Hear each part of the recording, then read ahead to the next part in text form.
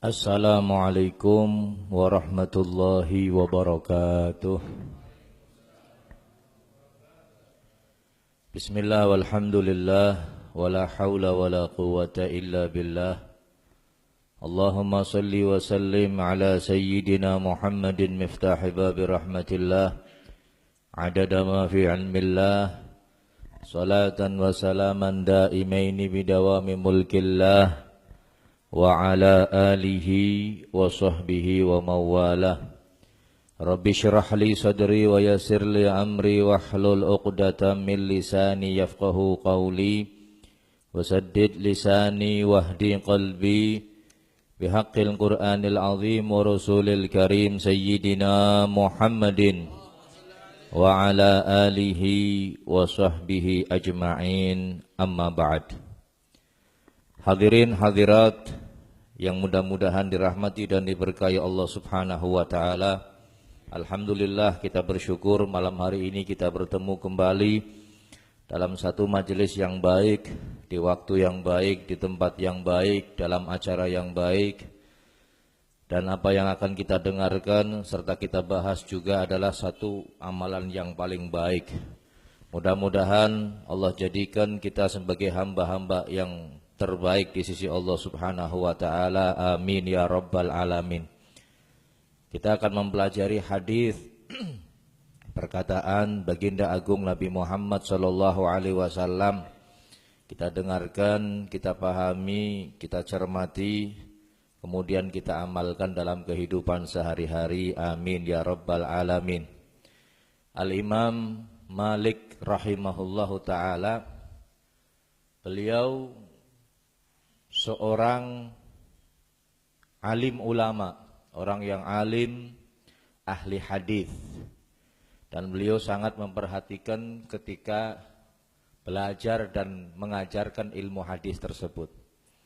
Ketika beliau akan mengajarkan hadis, maka beliau menggunakan pakaian yang sebaik-baiknya, pakai jubah, pakai imamah, pakai sorban, pakai rida. Kemudian baru beliau membuka lembaran-lembaran hadis.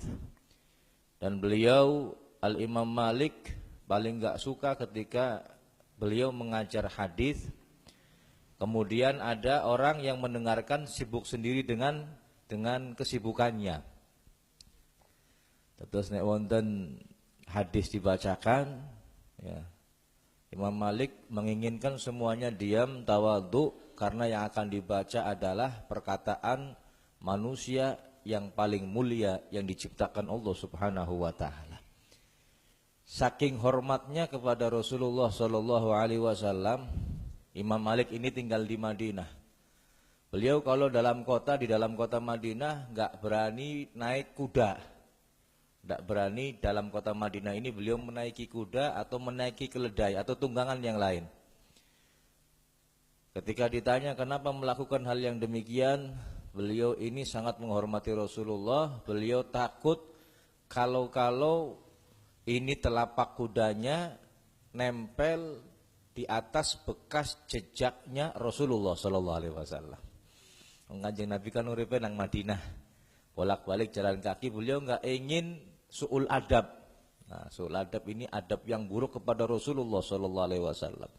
Jadi kalau dalam kota Madinah beliau tuntun kudanya, beliau tuntun keledainya, enggak berani naik. Ini demi penghormatan kepada Rasulullah sallallahu alaihi wasallam. Nah, ini apa istilahnya, perbuatan yang kelihatannya sepele saja diperhatikan oleh Imam Malik. Apalagi ketika beliau membaca satu hadis atau mengajarkan satu hadis, maka beliau ini benar-benar apa istilahnya beradab, bertata krama, melihat yang berkata ini adalah Rasulullah sallallahu alaihi wasallam. Beliau pernah mengajarkan, membacakan beberapa hadis, maka dilihat oleh murid-muridnya mukanya ini merah, kemudian pucat, macam-macam sudah. Ini raut mukanya enggak seperti biasanya.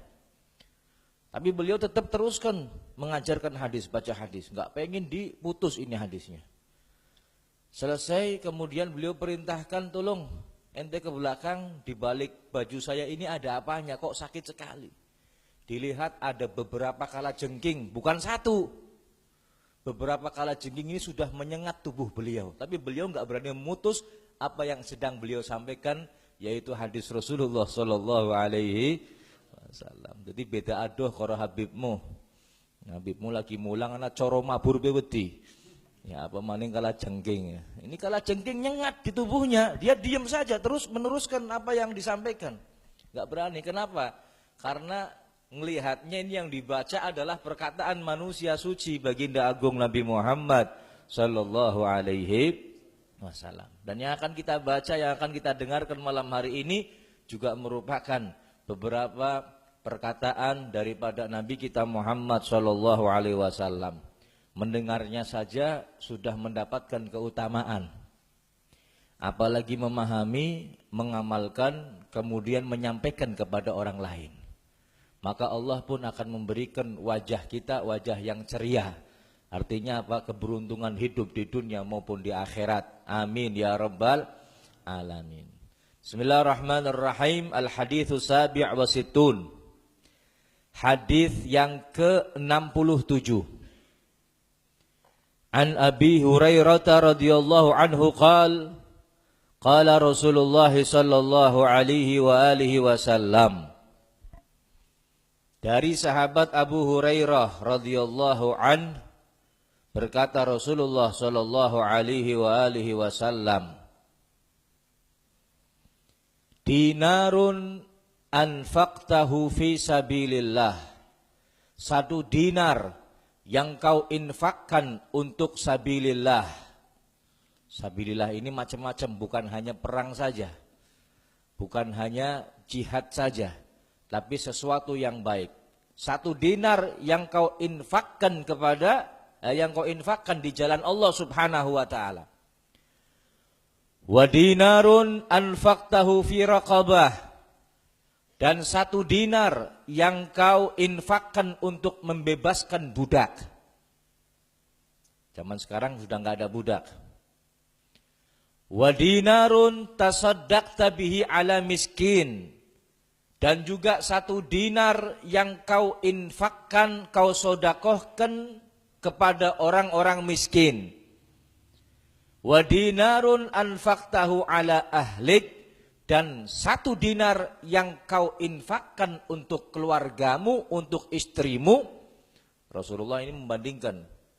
Satu dinar untuk sabilillah, satu dinar untuk membebaskan budak, satu dinar untuk orang miskin, satunya lagi satu dinar untuk keluargamu, untuk istrimu, untuk anak-anakmu.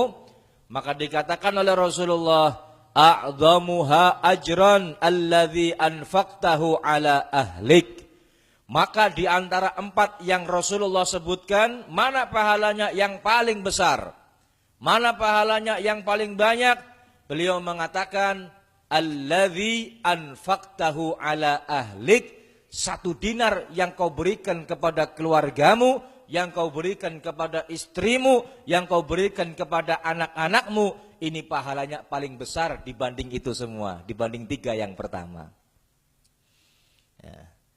Imam Nawawi memberikan komentar, memberikan syarah penjelasan tentang hadis ini. Kenapa memberikan 1 dinar kepada keluarga pahalanya lebih besar, pahalanya lebih banyak daripada untuk yang lain?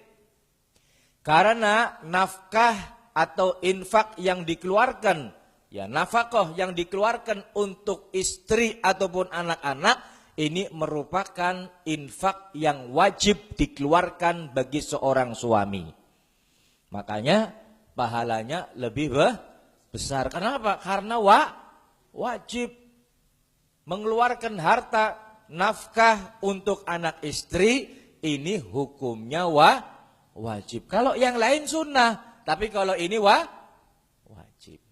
Bayangkan panjenengan sering doa, Rabbana atina fid dunya hasanah wa fil akhirati hasanah wa qina adzabannar. Rabbana atina, ya Allah, ya Tuhan kami, berilah kami kebaikan dunia, fid dunya hasanah, Ada ulama yang memberikan tafsir bahwa yang dimaksud kebaikan dunia itu adalah al-mar'atus sholihah, perempuan-perempuan yang solehah.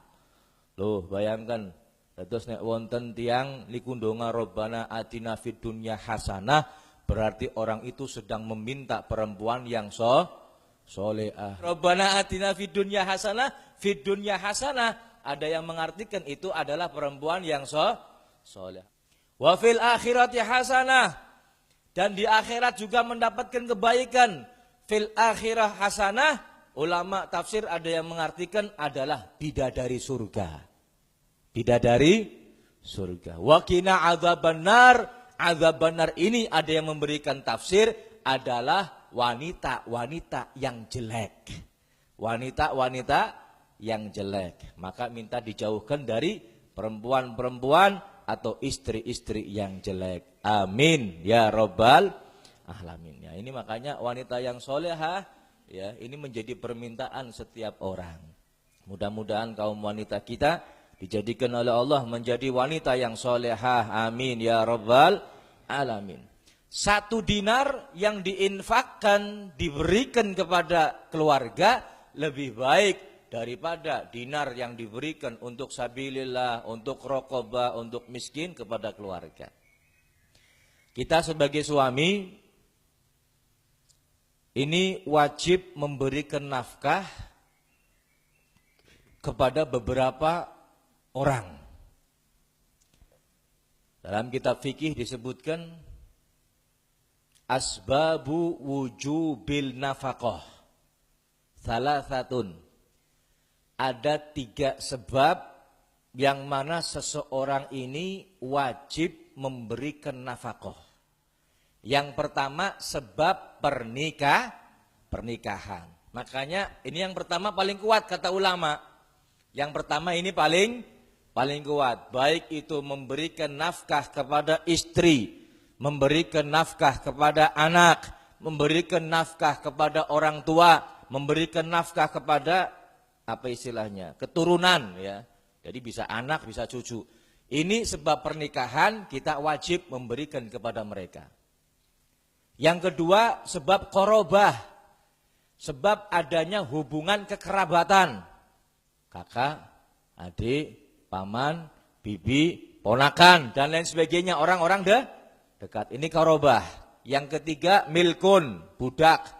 Ya, sebab kita punya budak, tapi zaman sekarang sudah enggak ada. Ini 3. Ketika kita punya hubungan dengan ketiga ini, maka orang-orang yang berhubungan dengan kita wajib diberikan nafkahnya dari kita sebagai penanggung jawab.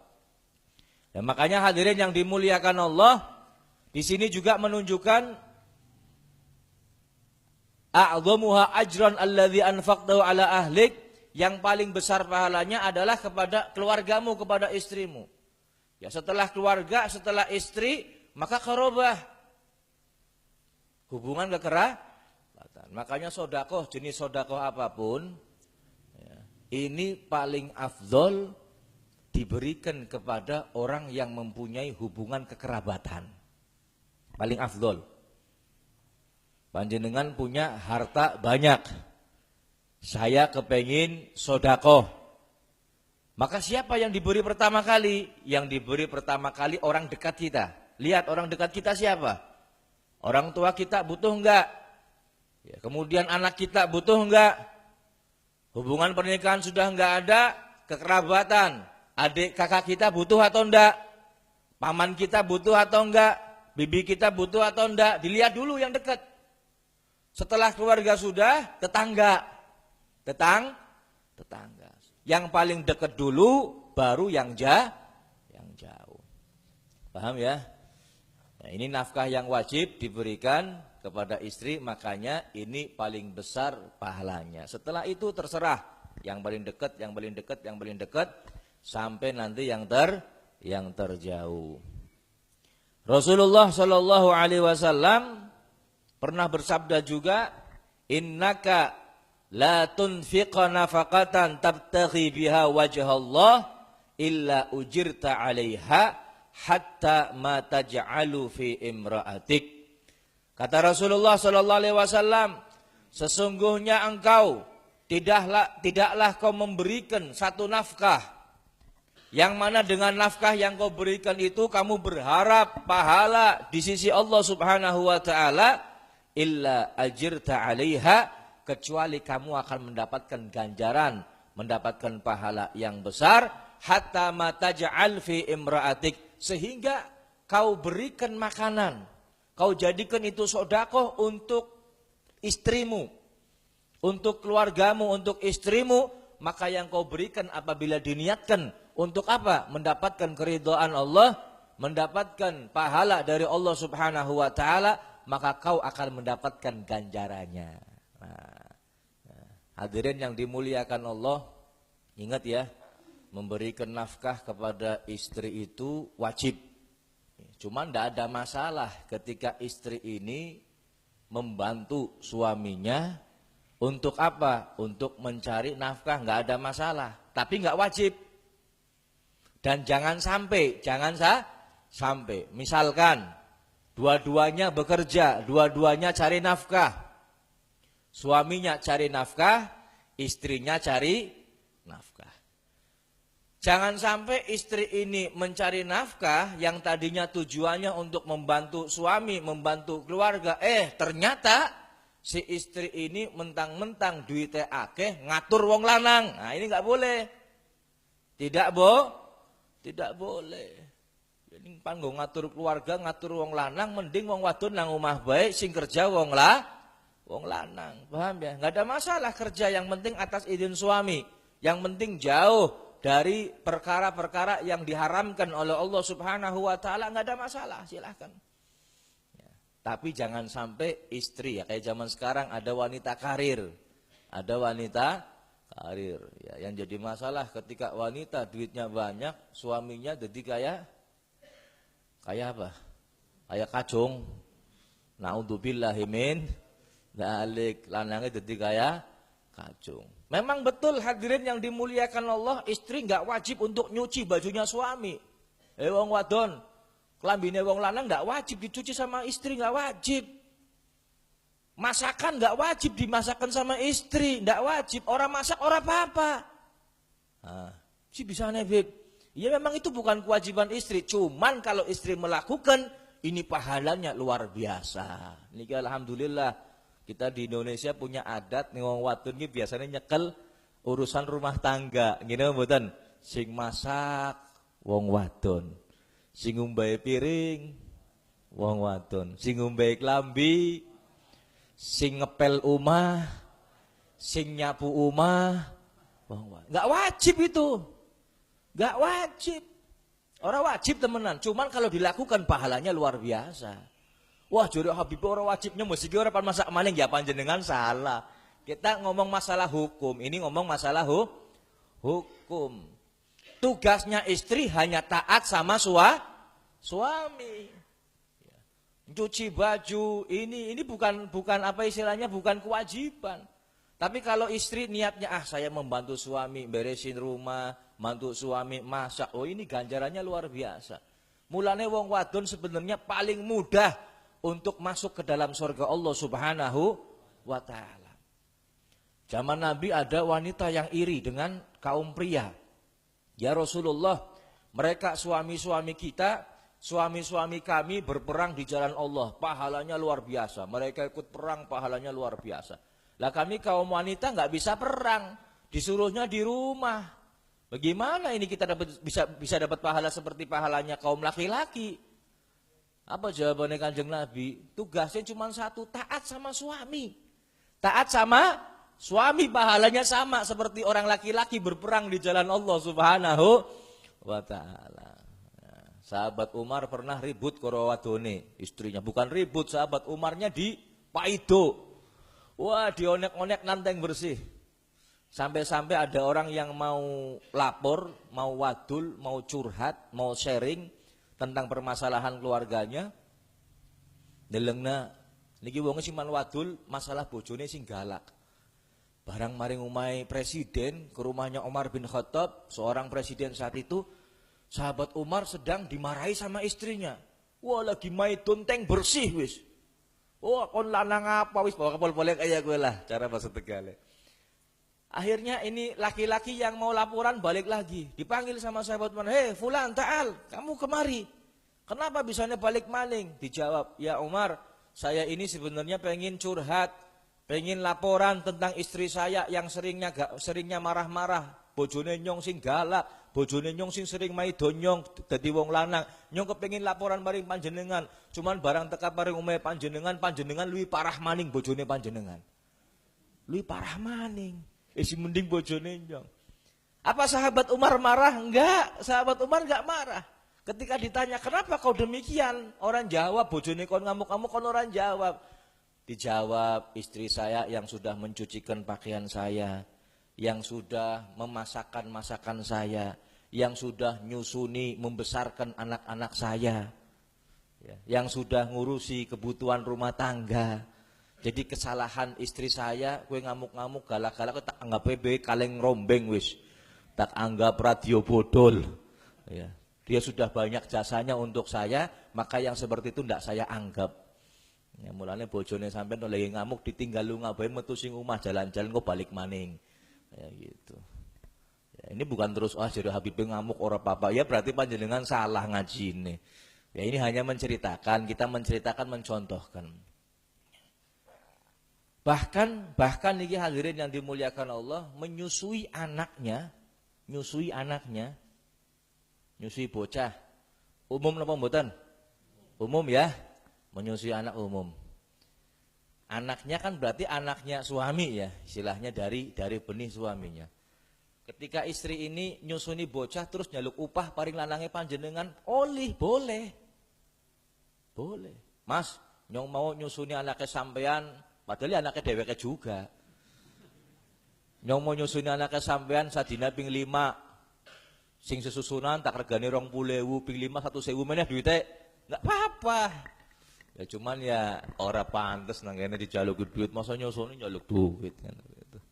Ini seperti ini, makanya hadirin yang dimuliakan Allah, ketika seorang suami memberikan nafkah kepada istri, menginfakkan hartanya untuk istri, itu kalau diniatkan untuk mencari ridha Allah, maka akan diberikan pahala dari Allah Subhanahu wa ta'ala. Kita teruskan ini hadis ini sampai hadis yang ke-70, ini saling berkaitan. Al-haditsu tsamin wa sittun, hadis yang ke-68. An Abi Mas'ud Al-Badri radhiyallahu anhu, 'anil Nabi sallallahu alaihi wa alihi wasallam, qala idza anfaqa ar-rajul ala ahlihi nafaqatan yahtasibuha fahiya lahu shadaqah. Muttafaqun alaih. Dari Abu Mas'ud Al-Badri radhiyallahu anhu, dari Nabi sallallahu alaihi wasallam, beliau bersabda, apabila seorang laki-laki menginfakkan kepada keluarganya nafaqatan, satu nafkah, menginfakkan kepada keluarganya satu nafkah, yahtasibuha, yang dia ini berharap pahala ketika ngasih. Saya ngasih istri saya niatkan mudah-mudahan saya dapat pahala dari Allah. Dia berharap pahala darinya, fahiyalahu shadaqah, maka itu yang diberikan kepada istri walaupun wajib, ini dapat pahala sedekah dari Allah Subhanahu wa ta'ala. Paham ya? Jadi apa yang kita berikan itu mendapatkan pahala dari Allah Subhanahu wa ta'ala. Bahkan ketika suami menyempitkan, apa istilahnya, main sedekah, kewalikannya apa? Orang main menyempitkan urusan nafkahnya, ngangel-ngangeli urusan nafkahnya, ndak mau kerja, ndak mau berusaha, ndak mau berikhtiar untuk memberikan nafkah kepada tanggungannya, maka dia dianggap berbuat dosa. Na'udzubillahi min dzalik. Sebelum saya teruskan hadis berikutnya ini, perlu kita ketahui juga ini supaya perempuan, ya istri dan suami tahu bahwa nafkah yang wajib dari suami kepada istri itu dalam fikih, dalam madhab kita Imam Syafi'i itu ada ketentuannya. Wajibnya suami memberikan nafkah kepada istri yang satu hari itu mudani, 2 mud. Dua mud ini bagi suami yang mampu Suami yang rezekinya gampang, artinya yang kaya lah. Suami yang kaya ini kadar ukuran wajibnya ini 2 mud. 2 mud ini 1 mudnya 6 on, 6 sampai 7 on. Taruhlah 7 on. 7, rong mud berarti 14 on, 1 kilo patang on. Ini wajibnya bagi suami yang kaya. Suami yang tidak mampu berapa? Ngasihnya semut. Semut kia pitung on. Ning sing mampu rong mud berarti 1 kilo patang on. 1 kilo pira beras iki? Ini orang nomor 15. Yura? 15. Ya wis lah 15.000. 15.000 ki patang on. Patang onnya berarti pira? 20.000 ya. 20. Oke, suami yang mampu, yang kaya, itu minimal wajibnya itu 20.000. 20.000. Mulanya panjenengan dong dimen 20.000 aja protes, Bu. Ini wajibnya ini. Bibim bocor nasi kayak gini. Nah, ini memang ini ketentuan fikih. Ini bagi yang mampu. Nah, yang tidak mampu berapa? 1 mud yang tidak mampu. Berarti pira? Ya ning beras anuk ya 10.000. Ya kalau lawan apa ya 15.000 lah. Nah, yang tengah-tengah artinya apa? Kadang mampu, kadang enggak. Berapa? Semut setengah. Semut setengah berarti semut pitung on, setengahnya berarti 4, berarti 10 on lah, 10 onan berarti sekilo. Sekilo. Ini yang tengah yang tengah-tengah. Ini wajibnya, sunnahnya terserah. Semakin banyak semakin bagus. Ingat mboten? Nyenengna keluarga juga ibadah. Nyenengna keluarga ibadah, apalagi 10 Muharram, meluaskan nafkahnya keluarga, ini dapat ganjaran, tidak akan diberi kefakiran, diberi kecukupan oleh Allah Subhanahu wa taala. Niki delat maning rong wulan maning Muharram niki. Ini 10 Muharram, waktu yang ditunggu-tunggu oleh kaum wanita kita. Yang duit kita pira ya, nafkahnya berapa. Ini hadirin yang dimuliakan Allah. Kita lanjutkan hadis yang ke-69. An Abdullah ibn Amr ibn As radhiyallahu anhuma qala Rasulullah sallallahu alaihi wasallam, kafa bil mar'i ithman an yudayyi'a man yaqut. Hadithun sahihun rawahu Abu Dawud wa ghairihi wa rawahu Muslim fi sahihihi bima'nahu wa rawahu Muslim fi sahihihi bima'nahu qala kafa bil mar'i ithman an yahsiba amman yamliku qautahu. Kata Rasulullah sallallahu alaihi wasallam, cukup seseorang ini dikatakan berdosa. Orang ini cukup dikatakan berdosa yang mana dia ini menyempitkan, tidak memberikan nafkah orang-orang yang menjadi tanggungannya. Atau dalam hadis yang lain dia itu menahan, tidak memberikan nafkah orang-orang yang menjadi tanggungannya. Ini dosa ini.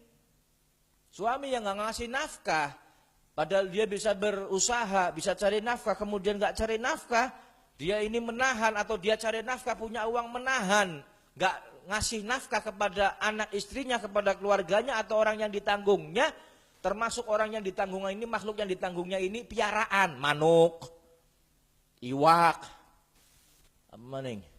ayam, kucing,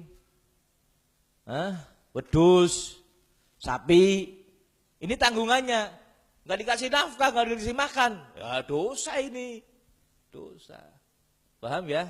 Bukan cuman istri saja. Cuman yang menjadi tanggungannya ketika nggak dikasih nafkah dosa. Paham napa mboten? Paham nggih? Beb, saya sudah cerai dengan istri saya dan saya punya anak, wajib kasih nafkah sama anaknya. Wajib kasih nafkah, wong anak-anake kowen, bine ya bin bapane. Nggih napa mboten? Wajib kasih nafkah. Paham ya? Kemudian hadis yang ke-70. An Abi Hurairah radhiyallahu anhu anna Nabiy sallallahu alaihi wasallam qaal, dari Abu Hurairah bahwasanya Nabi Muhammad SAW bersabda, "Ma min yaumin yusbihul ibad fihi illa malakani yanzilani fayaqulu ahaduhuma Allahumma a'ti munfiqan khalafa wa yaqulul akhar Allahumma a'ti mumsikan talafa." Muttafaqun alaih. Ini hadis berhubungan nih. Hati-hati yang menahan hartanya, tidak mau mengeluarkan nafkah yang wajib kepada keluarga, ataupun menahan hartanya, tidak dikeluarkan zakatnya, ataupun yang bakhil. Hati-hati. Mereka yang mengeluarkan yang wajib maupun yang sunnah dari hartanya dikeluarkan, maka ada satu keberuntungan, ada satu keistimewaan. Tapi orang yang bakhil, yang menahan hartanya, ingat ada satu keburukan yang dijanjikan oleh Allah melalui lisan baginda agung Nabi Muhammad SAW. Nabi Muhammad bersabda, tidaklah di pagi hari dalam diri seorang hamba sampai hari kiamat, setiap hari, setiap pagi ini, ya ada seorang hamba ini mesti apa istilahnya, di sisinya ini ada 2 malaikat yang turun. Ini setiap hari sampai yaumil kiamah.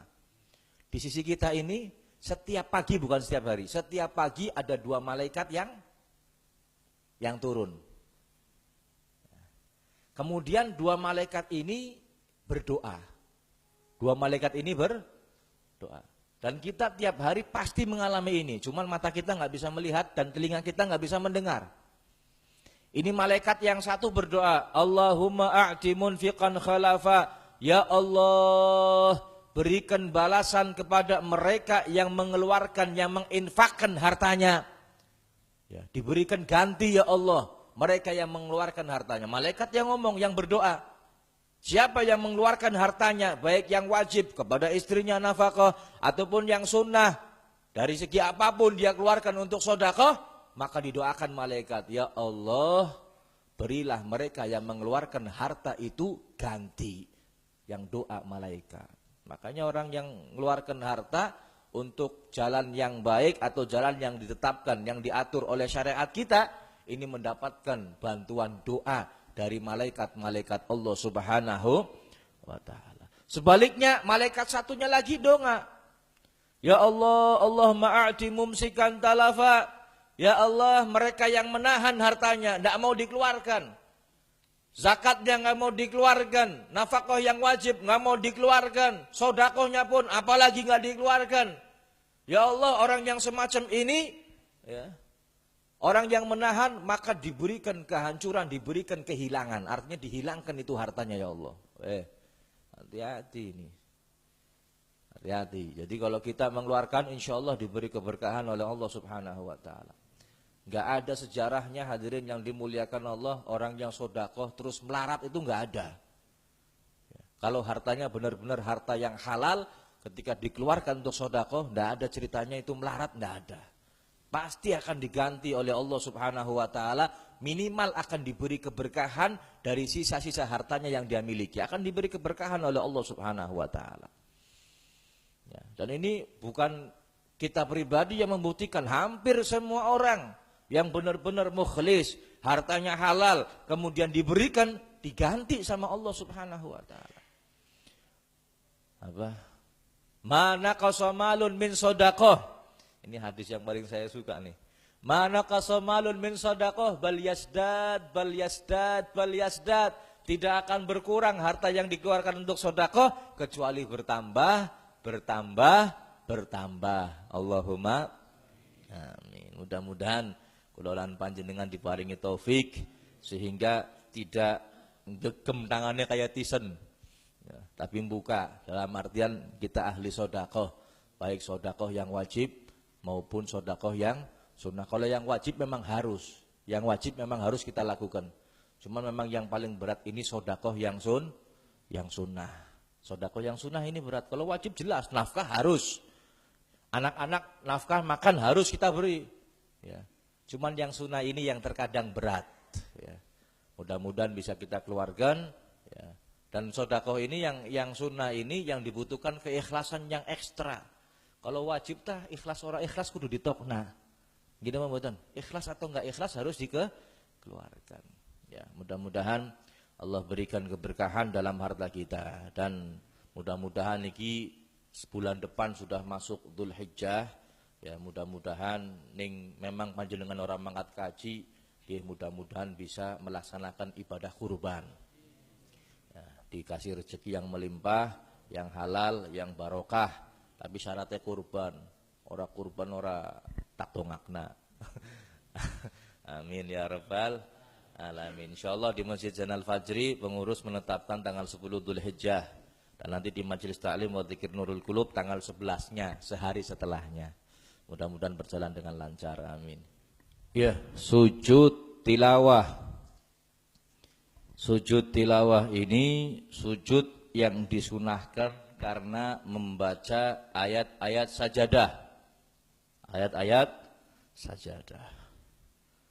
Ayat sajadah dalam Al-Quran itu ada 13 atau 14 ayat. Ada yang mengatakan 15 ayat. Ya, cuman di kita ini 14 ayat. Perhatikan, kalau mau dicatat, dicatat. Yang pertama surat Al-A'raf ayat 206. Kemudian surat Ar-Ra'du ayat 15. Kemudian surat An-Nahl ayat 49. Kemudian surat Maryam ayat 58. Kemudian surat Hajj. Surat Hajj ada 2 ayat. Yang pertama ayat ke-18 dan ayat yang ke-77. Ya, sudah 6 ini. Kemudian surat As-Sajdah. Surat As-Sajdah itu ada di ayat yang ke-15. Kemudian surat Al-Furqan ada di ayat yang ke-60. Kemudian surat An-Naml ada di ayat yang ke-26. Ada surat Fusilat di ayat yang ke-38. Kemudian surat An-Najm ayat yang ke-62. Kemudian surat Al-Insyiqaq ada di ayat 21. Kemudian surat Al-Isra ayat yang ke-108. Dan yang terakhir surat Al-Alaq ada di ayat yang ke-19. Jumlahnya ada 14 ayat. Ada yang menambahkan lagi satu surat Shad ayat 24. Cuman bagi kita yang diajarkan sama guru-guru kita, surat Shad ayat 24 ini bukan sujud tilawah, tapi nanti masuknya sujud syukur. Sujud syukur. Nanti akan kita bahas juga sujud syukur. Disunahkan sujud tilawah bagi pembacanya. Bagi pembaca lagi baca Al-Quran, kita pas di surat tadi Al-A'raf ayat 206, maka sunnah sujud tilawah. Tapi tentunya kita memenuhi syarat-syarat sholat, nggak sembarangan. Baca Qur'annya nggak ada wudu, maka nggak boleh kita sujud. Baca Qur'annya nganggone katok pendek, nggak boleh kita sujud karena nggak nutup aurat. Lagi baca Quran nih, ngadepnya sana sampai ke Al-A'raf ayat 206. Maka langsung ditutup Qur'annya, kita ngadep kiblat, ya berdiri nggak masalah, tapi nggak disunahkan, berdiri mubah. Ya duduk aja, kemudian takbiratul ihram, niatnya niat sujud tilawah. Setelah itu sujud 1 kali, kemudian duduk, kemudian salam. Kemudian salam. Jadi ada takbiratul ihramnya. Kecuali pada saat kita sholat. Kalau sholat nggak perlu pakai takbiratul ihram. Pas di Al-A'raf 206 misalkan, langsung sujud. Ya, nanti kita akan bahas caranya. Dan kalau seandainya kita tidak ada waktu untuk sujud tilawah, maka ada penggantinya, yaitu bacaan Al-Baqiyatus Shalihat. Apa itu? Subhanallah walhamdulillah wala ilaha illallah wallahu akbar 4 kali. Cukup. Ya. Tapi yang disunahkan adalah sujud. Cuman ini enggak main-main, kita harus tahu ilmunya. Kalau enggak tahu ilmunya, yang dikhawatirkan nanti malah batal sholatnya. Yang dikhawatirkan batal sholatnya. Jadi disunahkan bagi pembaca wal mustami', orang yang sengaja mendengar. Ada orang baca Quran, dia sengaja mendengarkan. Atau wasami', orang yang mendengarkan, artinya bisa sengaja, bisa enggak.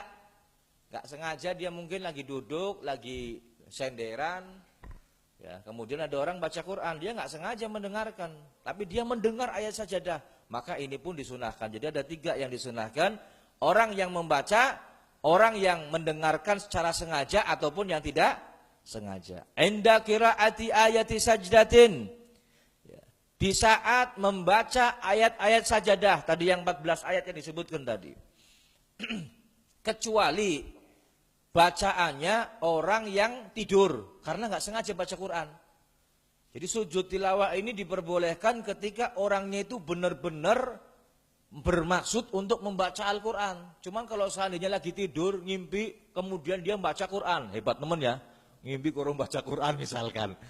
Ya, dia baca Quran lagi tidurnya, dan ini nggak menutup kemungkinan, Pas kebenaran ini orang yang tidur bacanya surat apa ayat sajadah. Gimana kita yang mendengarkan, sujud atau enggak? Enggak usah. Bacanya orang sengaja lagi ngelindur. Atau mungkin orang yang junub. Nah, junub dia nggak boleh baca Quran, makanya kita nggak boleh nurutin. Ada sekalipun dia baca Quran, kita nggak boleh untuk sujud sahwi. Atau orang yang mabuk. Orang yang nggak sadar, nggak mabuk, baca Quran. Apa bisa? Bisa. Nih, kadang ada orang yang mabuk kemudian baca Quran, dan kita pernah dengar cerita yang semacam ini di satu daerah. Jadi ada orang mabuk, kemudian malam-malam sendirian takut dia. Dan dia mungkin apal kalau takut ini baca surut baca ayat kursi. Keadaan mabuk baca ayat kursi. Allahu la ilaha illallah wal hayyul qayyum. Cuman kalian terus diulang lagi, Allahu la ilaha illallah. Dilangit terus. Ya ini bacaan orang mabuk nggak wajib diikuti, nggak boleh kita ya sujud sahwi, sujud tilawah. Wasahi atau bacaan orang yang sedang lalai, sedang lupa. Orang sengaja baca dia lupa dia. Wa yata'akkadu lil mustami'in sajadal qari, dan disunahkan, ditekankan lagi, sunahnya ini lebih ditekankan kepada orang yang mendengarkan, memang sengaja mendengarkan, dan yang membaca ini sujud sahwi maning. Yang baca ini sujud tilawah. Yang baca Quran kita mendengarkan nih, yang baca Quran sujud tilawah. Kitanya yang mendengarkan pun, yang sengaja mendengarkan, ini pun ditekankan untuk melakukan sujud, tambah disunahkan untuk melakukan sujud tilawah. Wala yasjudul musalli li ghairi qiraati nafsih. Dan enggak boleh orang yang sholat, kita sholat nih, sedang sholat sendirian. Di sebelah kita ada orang yang lagi baca Quran. Quran. Kita orang sholatnya ini sholat yang sir mungkin ya. Tapi sinang sebelahnya baca Quran seru nemen, pas ayat sejadah. Lah kita nggak baca ayat sejadah, kita mendengarkan tok, sedang sholat posisinya. Bagaimana kita? Sujud atau enggak? Nggak boleh sujud. Nggak boleh sujud tilawah. Kenapa? Karena bukan bacaan kita sendiri. Bukan bacaan kita sendiri, tapi bacaannya orang lain, kecuali illal ma'mum, posisi kita menjadi makmum. Fayasjudu in sajada imamuhu wa illa batalat salatuhu. Kalau imamnya sujud tilawah, makmum juga harus sujud tilawah. Kalau seandainya kita tidak sujud tilawah, batal sholat kita. Paham ya? Wasjud waqtarib, Allahu Akbar. Ternyata bukan ruku, sujud dia. Makmumnya gimana? Makmumnya juga ikut sujud. Tapi bagaimana kalau makmumnya pas lagi ngantuk, imamnya sujud tilawah, kita nggak tahu sebagai makmum bagaimana. Nah ini lain persoalan. Kalau seandainya imamnya ini sujud tilawah, kemudian kita makmum nggak sadar atau mungkin kita lalai nggak tahu kalau imamnya sujud tilawah. Kalau seandainya posisi imamnya ini masih sujud, kita langsung ngejar. Nah, pas lagi ngejar mau turun, nang tengah-tengah imamnya sudah ngangkat. Bagaimana kita? Nggak usah sujud, kita angkat bareng lagi bersama imam. Nggak usah sujud. Paham ya? Dan kalau seandainya ini imam sudah sujud tilawah, kita masih berdiri. Si imam ini sudah bangkit, walaupun masih dalam batas dekat dengan sujudnya atau dekat dengan berdiri, ya, maka kita sebagai makmum tidak usah sujud karena imamnya sudah berdiri.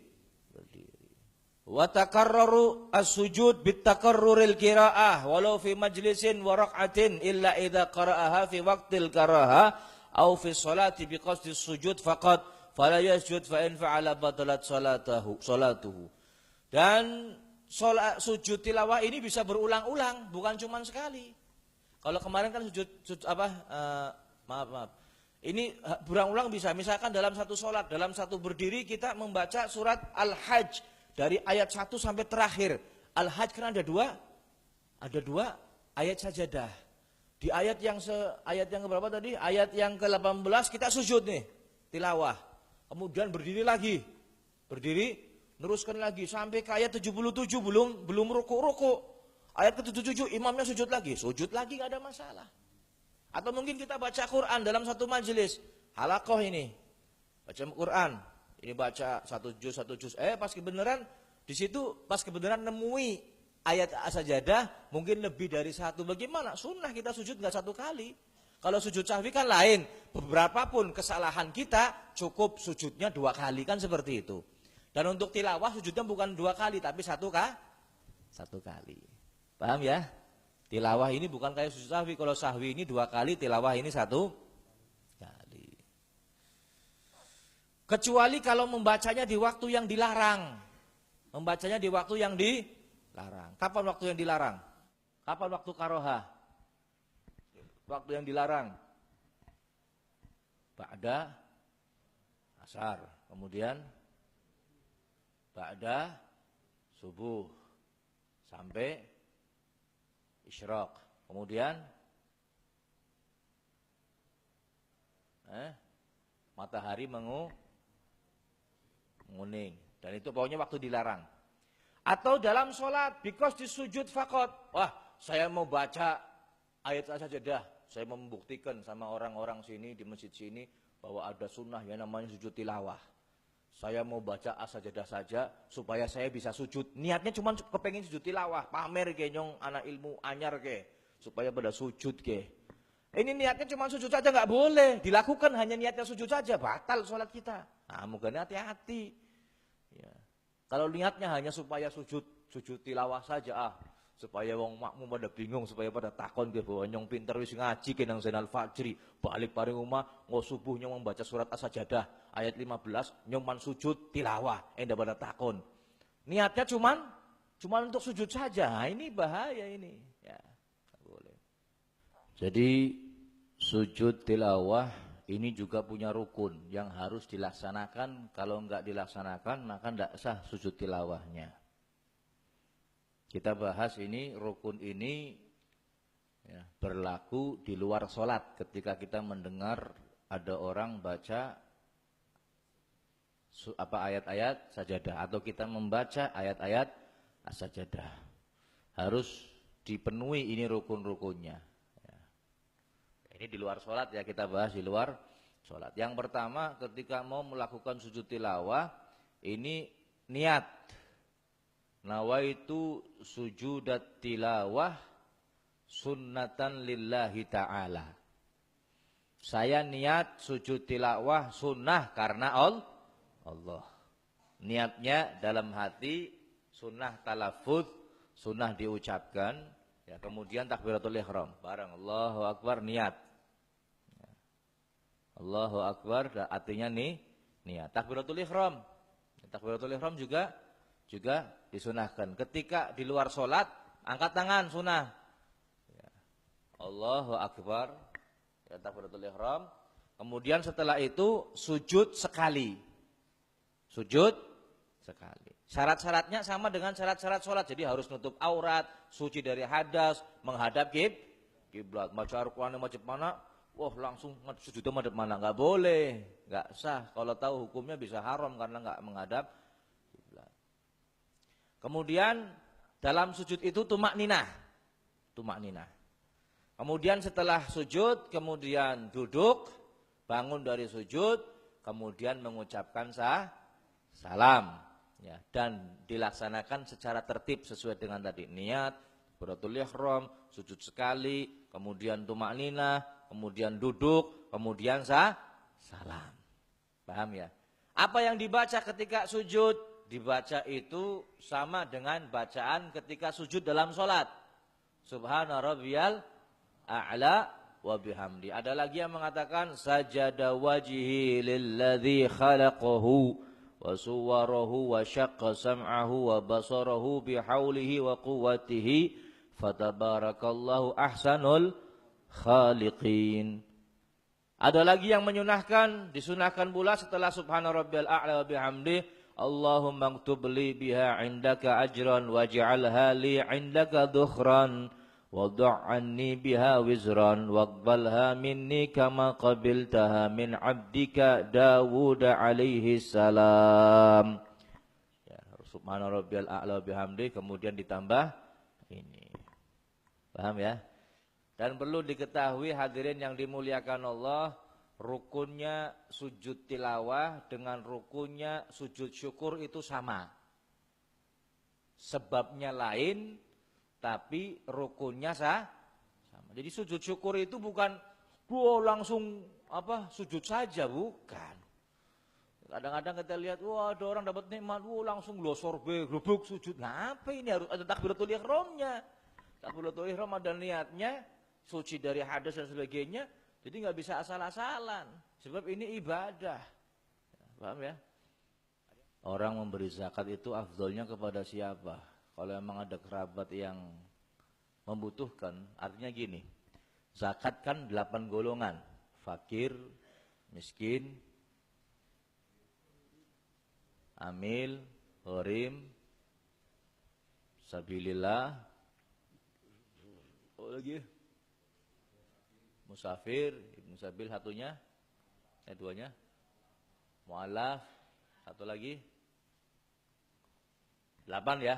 Ada 8. Cuman yang ada di Indonesia itu fakir, miskin, gharim mungkin ya. Ada 3 golongan. Kalau kita menjumpai keluarga kita fakir, orang lain ada yang fakir lagi. Mana yang kita kasih? Keluarga kita yang dekat dulu.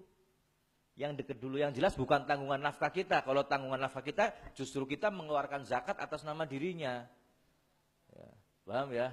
Orang tua ataupun anak misalkan ya, dia tanggungan kita mengeluarkan atas nama anak kita yang mengeluarkan, bukan ngasih zakat. Ya, bukan uang. Nah, ini kalau ada 2 misalkan, satu ini fakir miskin dari orang lain, satu fakir miskin dari keluarga kita, dari kerabat kita, mana yang didahulukan? Dari kerabat kita, minal aqrabin, yang paling dekat yang kita kasih. Yang paling dekat yang kita kasih. Kecuali yang satu masih mending, keluarga kita mending nih, dan bahkan dia nggak berhak untuk terima zakat. Satunya berhak, ya yang berhak yang kita kasih. Kecuali sama-sama fakirnya. Wah, keadaannya, kedudukannya sama. Kerabat saya ini juga fakir, orang lain juga fakir. Ya maka mana yang didahulukan? Ya yang paling dekat. Minal aqrabin, kerabat kita yang paling dekat. Dan kalau kita ngasih orang tua, yang paling afdol itu apa? Diniatkan sedekah, nggak ada masalah. Sedekah sunnah. Atau hadiah, atau diniatkan untuk nyenengkan hati orang tua, nggak ada masalah. Saya ngasih niatnya idkhalus surur, memberikan kebahagiaan ya, sebagai tanda rasa berbakti saya sama orang tua, afdol. Ya. Kalau seandainya orang tua, maka lebih layak untuk dimuliakan. Kalau sama orang lain ini sedekah, sama orang tua jangan sedekah, tapi dikasih yang layak. Yang sedekah kan biasanya pas-pasan. Ya, sama orang tua yang layak. Gak ada yang tanya, Bib, kalau dengarkan Al-Quran surat As-Sajadah, ayat As-Sajadah cuma dari handphone, bagaimana hukumnya? Lah kasih takon. Orang takon loh ya wis ngomong gimana lah. Takon belah. Apa nggak kepikir sampai situ, Bib? Orang kepikir? Orang kepikir mono. Nah, bagaimana hukumnya? Kalau itu siaran langsung kita disunahkan untuk sujud tilawah. Kalau bukan rekaman tidak disunahkan seperti itu. Paham ya? Terima kasih. Billahi taufiq wal hidayah. Assalamualaikum warahmatullahi wabarakatuh. Ya, gini mboten, sing masak wong wadon, sing ngumbahi piring wong wadon, sing ngumbahi klambi, sing ngepel omah, sing nyapu omah. Gak wajib itu. Gak wajib. Orang wajib temenan, cuman kalau dilakukan pahalanya luar biasa. Nahnu jiranun bidhal harami حسن